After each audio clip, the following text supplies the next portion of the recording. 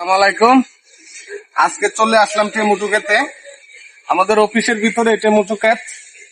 এই যে দেখতেছেন, খুব সুন্দর টেমুটু। আমাদের চাষা খুব কষ্ট করে, এই কষ্ট করে দেখেন এই সময় টেমুটু চাষ করে।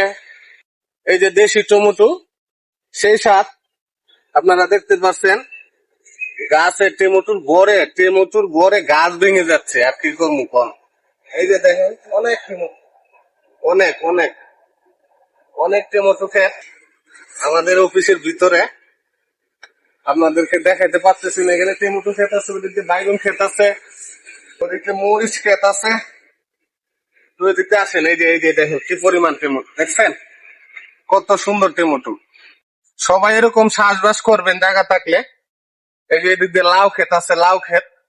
লাউ এখনো হয় নাই, ওদের লাউ হবে। ওকে। এই যে আবার মরিচ ক্ষেত, এই যে মরিচ হচ্ছে, এই যে মরিচ দেখছেন, মরিচ ক্ষেত। আর এটা হচ্ছে ধন্য ক্ষেত। কত সুন্দর মরিচ দেখছেন, খুব সুন্দর এখানে। এই যে আবার ডাঙ্গা ক্ষেত আছে।